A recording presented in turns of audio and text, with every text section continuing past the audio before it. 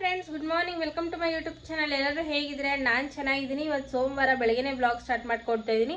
Time ಬಂದು already 7 ಗಂಟೆ ಆಗಿದೆ. ಸೊ ನಮ್ಮ ಮನೆಯವ್ರಿಗೆ ನಾಷ್ಟಕ್ಕೆ ಬಂದುಬಿಟ್ಟು ನಾನು ಚಿಕನ್ ಸಾರು ಮಾಡಿದ್ನಲ್ಲ, ತುಂಬ ಚೆನ್ನಾಗಿತ್ತು. ಸೊ ಏನೇನು ಸಿಕ್ತೋ ಅದೆಲ್ಲ ಹಾಕಿ ಮಾಡಿದ್ದೆ, ತುಂಬ ಚೆನ್ನಾಗಿ ಬಂದಿತ್ತು. ಹಾಗೆ ಅದಕ್ಕೆ ಇಡ್ಲಿ ಮಾಡ್ತಿದ್ದೀನಿ. ಚಿಕನ್ ಸಾರಿಗೆ ಇಡ್ಲಿ ಕಾಂಬಿನೇಷನ್ ತುಂಬ ಚೆನ್ನಾಗಿರುತ್ತೆ. ಬಾಕ್ಸಿಗೆ ಬಂದುಬಿಟ್ಟು ಅವ್ರಿಗೆ ಸೊಪ್ಪು ಸಾರು ಮಾಡೋಣ ಅಂದ್ಕೊಂಡು, ಸೊಪ್ಪು ಸಾರು ಒಂದು ವಾರ 10 ದಿನ ಆಗೋಗಿತ್ತು ತಿಂದು. ಸೊ ಫೈನಲಿ ನೆನ್ನೆ ಸಂತೆಗೆ ಹೋಗಿದ್ವಲ್ಲ, ಅಲ್ಲಿ ಸೊಪ್ಪು ತಂದಿದ್ದೆ. ಸೊ ಸೊಪ್ಪು ಸಾರು ಮತ್ತು ಅನ್ನ ಅವ್ರಿಗೆ ಬಾಕ್ಸ್ ಹಾಕೋಣ.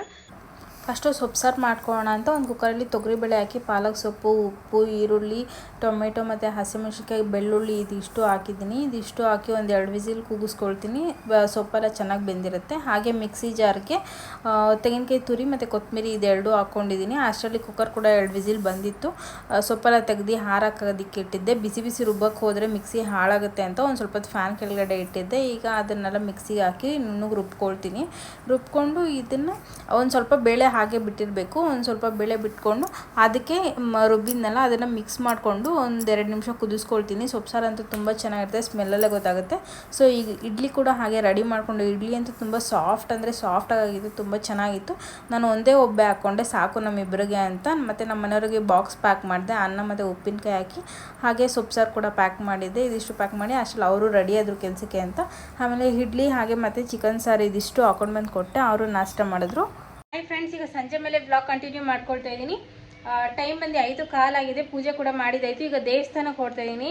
ಬೇಗ ಹೋಗಿ ಬಂದ್ಬೇಡ, ಮಳೆ ಬರುತ್ತೆ ಅಂತ. ಹಾಗೆ ನೀರು ಕ್ಯಾನ್ ಕೂಡ ತೊಗೊಂಡಿದ್ದೀನಿ, ನೀರು ಇಟ್ಕೊಬರ್ಬೇಕು. ಸೊ ಬನ್ನಿ ಬೇಗ ದೇವಸ್ಥಾನಕ್ಕೆ ಹೋಗಿ ಪೂಜೆ ಮಾಡ್ಕೊಂಡು ಬನ್ನಿ. ಹಾಗೆ ನೀರು ಇಟ್ಕೊಂಡು ಬೇಗ ಬರೋಣ.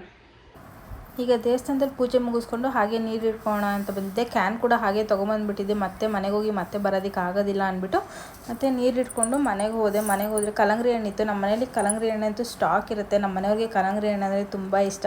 ನಮ್ಮ ಚಿಕ್ಕ ಮರಿಗೂ ಕೂಡ ಕಲ್ಲಂಗಡಿ ಹಣ್ಣು ಅಂದರೆ ಇಷ್ಟ.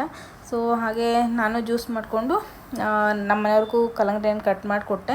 ರಾತ್ರಿ ಊಟಕ್ಕೆ ಏನು ಮಾಡಲಿ ಅಂತ ಕೇಳಿದ್ದಕ್ಕೆ ಬಿರಿಯಾನಿ ಆಫರ್ ಇತ್ತು ಅಂದ್ಬಿಟ್ಟು ನಮ್ಮ ಮನೆಯವರು ಆರ್ಡ್ರ್ ಮಾಡಿದ್ರು. ಇದು ಬಂದು ಫ್ಯಾಮಿಲಿ ಪ್ಯಾಕ್ ಬಿರಿಯಾನಿ ಅಂತ.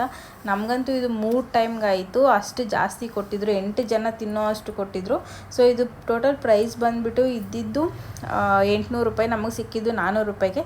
ಸೊ ಹಾಗಾಗಿ ತೊಗೊಂಡ್ವಿ. ಅದ್ರ ಜೊತೆ ಆಮ್ಲೆಟ್ ಕೂಡ ಹಾಕ್ಕೊಂಡಿದ್ದೆ. ತುಂಬ ಅಂದರೆ ತುಂಬ ಚೆನ್ನಾಗಿತ್ತು. ಸೊ ಫ್ರೆಂಡ್ಸ್, ಇದು ಮಂಗಳವಾರ ಬೆಳಗ್ಗೆ ವ್ಲಾಗ್ ಕಂಟಿನ್ಯೂ ಮಾಡ್ಕೊಳ್ತೀನಿ. ನೆನೆ ಬಿರಿಯಾನಿ ಇತ್ತಲ್ವ, ಅದಕ್ಕೆ ನಮ್ಮ ಮನೆಯವರು ಜೆಪ್ಟೋಯಿಂದ ಕಾಫಿ ಆರ್ಡ್ರ್ ಮಾಡಿದರು. ಕೋಲ್ಡ್ ಕಾಫಿ ತುಂಬ ಅಂದರೆ ತುಂಬ ಚೆನ್ನಾಗಿರುತ್ತೆ. ಸೊ ಆಫರ್ ಇತ್ತು ಅಂತ ಅದನ್ನು ಆರ್ಡ್ರ್ ಮಾಡಿದ್ರು.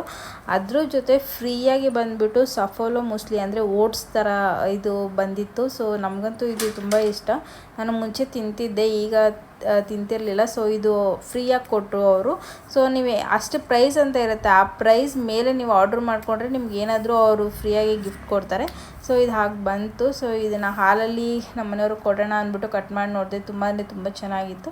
ಆಮೇಲೆ ನಮ್ಮ ಮನೆಯವರು ರೆಡಿಯಾಗಿ ಬರೋಷ್ಟರಲ್ಲಿ ಹಾಲಿಗೆಲ್ಲ ಮಿಕ್ಸ್ ಮಾಡಿ ಇಟ್ಟಿದ್ದೆ. ತುಂಬ ಚೆನ್ನಾಗಿತ್ತು. ಏನೂ ಇಲ್ಲ, ಇದ್ರ ಜೊತೆ ಹಾಲಾಗಿ ಸಕ್ಕರೆ ಹಾಕಿದ್ರೆ ತುಂಬ ಚೆನ್ನಾಗಿರುತ್ತೆ. ಇದನ್ನಂತೂ ತಿನ್ಕೊಂಡ್ಬಿಟ್ರೆ ಬೆಳಗ್ಗೆ ನಾಷ್ಟನೇ ಬೇಡ, ಹೊಟ್ಟೆ ತುಂಬಾ ಇರುತ್ತೆ. ಒಂದು 3 ರಿಂದ 4 ಅವರ್ ಏನೂ ಬೇಡ, ಹಾಗೆ ಹೊಟ್ಟೆ ತುಂಬ್ದಂಗೆ ಇರುತ್ತೆ.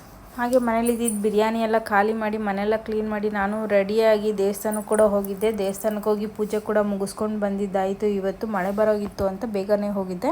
ಫ್ರೆಂಡ್ಸ್, ಇದು ನೆನೆ ಬ್ಲಾಗ್ ಕಂಟಿನ್ಯೂ ಮಾಡ್ಕೊಳ್ತಾ ಇದ್ದೀನಿ. ಇವತ್ತು ಸಂಜೆ ಮೇಲೆನೇ ಬ್ಲಾಗ್ ಕಂಟಿನ್ಯೂ ಮಾಡ್ಕೊಳ್ತಾ ಇದ್ದೀನಿ.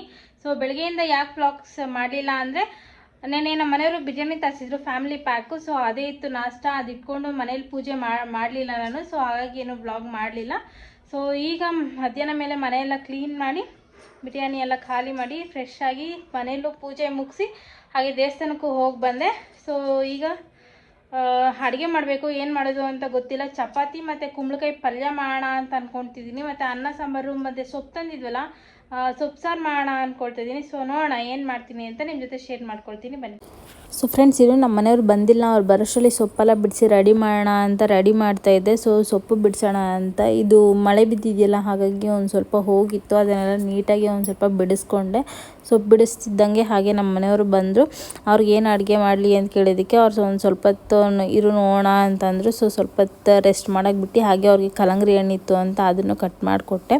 ಸೊ ಅವ್ರು ರೆಸ್ಟ್ ಮಾಡಲಿ ಅಂತ. ಆಮೇಲೆ ಅವರು ಚಪಾತಿ ಪಲ್ಯನೇ ಮಾಡು ಅಂತಂದರು.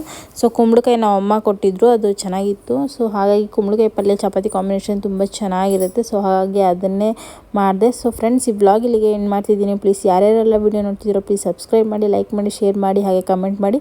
ಮತ್ತು ಇಲ್ಲಿವರೆಗೂ ವೀಡಿಯೋ ನೋಡ್ಕೊಂಡು ಸಪೋರ್ಟ್ ಮಾಡ್ತಿರೋರಿಗೆಲ್ಲರಿಗೂ ಥ್ಯಾಂಕ್ ಯು ಸೋ ಮಚ್.